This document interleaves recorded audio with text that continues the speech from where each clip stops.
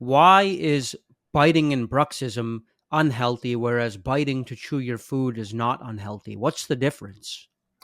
Well, the thing is that, well, the remember that what we call the chewing and swallowing is our conscious, what we call voluntary movements during the day, right? Mm-hmm. Mm-hmm. The bruxism is unconscious, and usually patient is not awake. During the day, there are reflexes that they prevent about damage to the system. So it means that when you chew food and suddenly you bite on something that is too hard, your jaw opens up. That's the reflex that prevents the damage to the system. At Mm-hmm. nighttime, that reflex does not exist. So during the sleep, that's unconscious stage of mind. As a result of this, that can be very, very damaging to the components. Did I So, answer doctor, that what question? a yes, what a person who had a perfect occlusion with, even if the joints were the orientation of the mandible and the maxilla was healthy, even if they bruxed, it would still be unhealthy. So it's not about the position of the jaws; it's about the volume of the biting that occurs in sleep. Exactly. So let's do not run again. We are one step ahead of the game. So, okay, I want you to try something. This is a simple test. Okay. Just imagine that, back to this case that I showed you earlier. Okay, perfect bite, right? But patient right now is clenching at nighttime, clenching the teeth. I want you to do a test. Mm. I want you, just use the back of your hand, all right, as experimental model. So back of the hand, I want you and everybody, I want you to try this. All right, back of your hand. Just imagine the back of your hand is the top of the condyle, right? So the back of your hand is the top of the condyle, right? I want you very gently apply very, very little force, right, to back of your hand and push it, right? How Mm. much force is it? Just few grams, right? Run. I want you to, when you remove your finger, I want you to tell me what's going on in the skin under your finger. What do you see when you remove your hand? It's white. Yes. Why is white? Blanching. Blood flow Blood constriction. flow. So when the patient is clenching the teeth, the circulation on the top of the teeth and around the teeth are going to be negated. And the blood flow around the teeth is about 200 millimeter mercury. So when that is going to be disrupted, what is that? The bone dies, necrosis. Mm. That Mm. creates receding gums. In the joint, unfortunately, it's going to disrupt the circulation into this and disc and also the condyle. So gradually, this gets damaged and bone get damaged. It goes through what we call sclerotic bone and dying very chronically. Did I answer Mm. that question? So when we could be chewing the hardest food in the world for an hour a day, but we're going up and down, and the blood flow is increasing when we chew, but when we brux, it's just cutting off circulation. It's like tying a rubber band around your finger. For how long does a person brux at night? Usually an hour, multiple hours. You know what? Let's go back to that rubber band around your finger. How Hmm. long do you think that rubber band should stay there? And if that rubber band is going to cut off the circulation, what do you think? I'm going to use this actually, that example of you. Just imagine the rubber band is cut off the circulation to the tip of your finger. How long Hmm. do you think that it takes that finger is going to slough off and die? Not Skin. long. Actually, on this point, I saw an episode of Dirty Jobs one time. It's a show, and the way they castrate the sheep is they tie a rubber band around his testicles.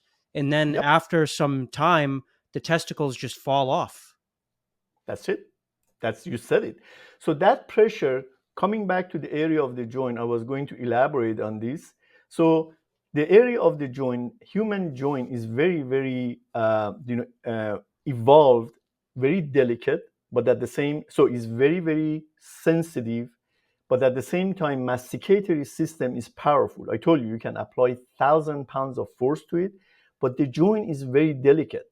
So evolution has created such a delicate system here that in this system, The disc is always between two bones, the same as the meniscus in the knee is a shock absorber. The disc in the condyle, they are as not only as a lubricant, also is used for stabilizing the condyles joints. The disc always should be between these two bones and maintained there by this ligament. So here, this is the disc. Run the yellow band is the disc, and this is the condyle, right? And this is the socket of the joint, and this is right in front of the what we call ear hole. That's why when they get the pain, they feel it like a earache. So, Ron, the what is holding this in place is the retrodiscal tissue, which is this band here, and fancy name lateral pterygoid muscles in front is always in very very balanced. So if the case here, always like this, that's the way that is normal. But if the patient has bad bite, deep bite, all right, what it happens is that due to the deep bite, now they are going to traumatize something, traumatize the front teeth, but more importantly, what we call distalizing the bite.